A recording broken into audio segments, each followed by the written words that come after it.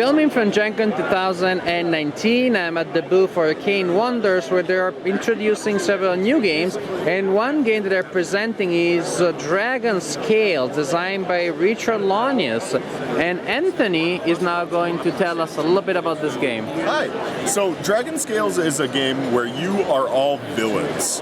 So all villains are loosely working together to defeat a dragon, because none of you are powerful enough on your own to actually defeat the dragon by yourselves.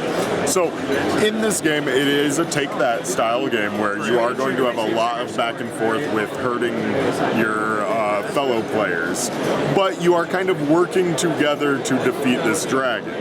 So, the game board and the main mechanics is dice rolling. So what you are going to be doing is you're going to be rolling a pool of dice that are then set on the left side of the board into slots that are actions.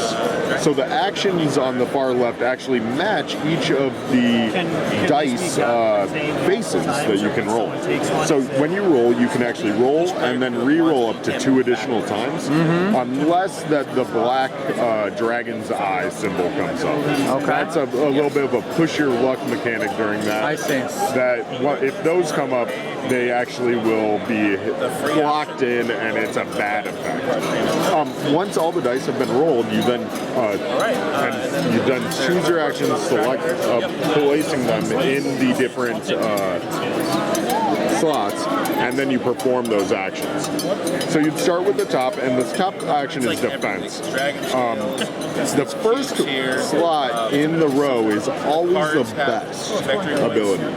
So the more dice you have, you'll actually bump your other players down into worse slots, perhaps even bumping them to a point where they don't perform any action at all for those dice. Everybody takes their dice back, and we do it again.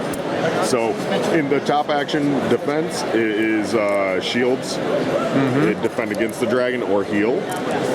The Dragon Rage is actually when the dragon attacks. When the dragon attacks, That'd be the dragon's eye. flip from the yes, and then you flip the dragon eye deck of cards, the top card, and it performs that attack. I see. The next one's Villainy. Villainy is actually a skull. Yeah, it's a skull. Okay. And that is actually your deck of cards. So every player will have their own deck of cards that has their character symbols on it. And that is right there where you have a deck that has unique abilities that you can perform. So the Villainy action allows you to draw cards from that deck that you can then use later. It also allows you to achieve gain more Dragonscales, which are the purple tokens, and those are what actually you use as a resource to spend to do abilities. Next is loot. It's one of the biggest parts of the game is looting the dragon's hoard. So it gives you there are cards that have different abilities. Either they are going to be one-time effects, or they are going to be this is one time right there with a 1x ability, and then that would be used. If you don't use it though and keep it, it'll be worth 4 victory points at the end of the game. So one-time abilities might not be beneficial to use. There are also ongoing ones like swords and shields and things that allow you to have them face up on the board. There's that one there that basically performs an ability ongoing throughout the game. Other than loot, there is an attack. So what you're seeing now is everyone is bumping each other around. So I see. It's kind of like everything in the game has a little bit of a nudge, a little bit of poke against the other players. So the attack action, what you're doing is actually you're going to take the black attack dice and roll an attack against the dragon. For every 2 sword icons is a successful hit. And you can actually divvy up damage in any fashion that you want. So there are 3 different heads of the dragon: the red cubes, the yellow cubes, and the blue cubes on the tip.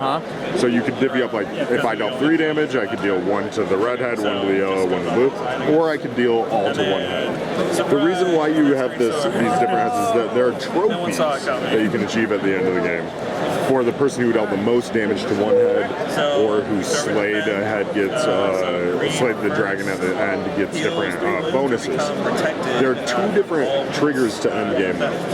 One is the dragon being slain, and the other is someone running out of the dragon's lair, reaching the exit, and at that time leaving everyone else to die.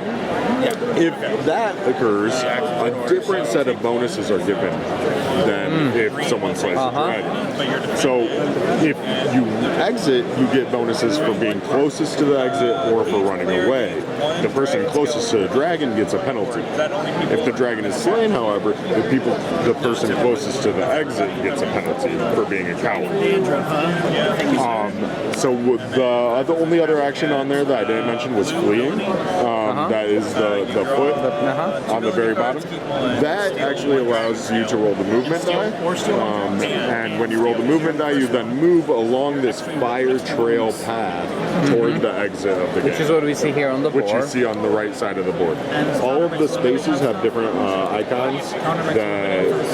As you move along them, you gain dragon scales, or you can pay and gain treasure cards, or attack the dragon, or get more ability cards. So there's a benefit to fleeing as you're going as well.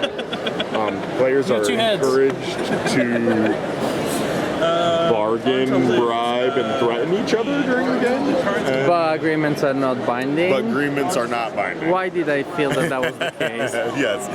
So, Dragonscales is a really fun take-that style game.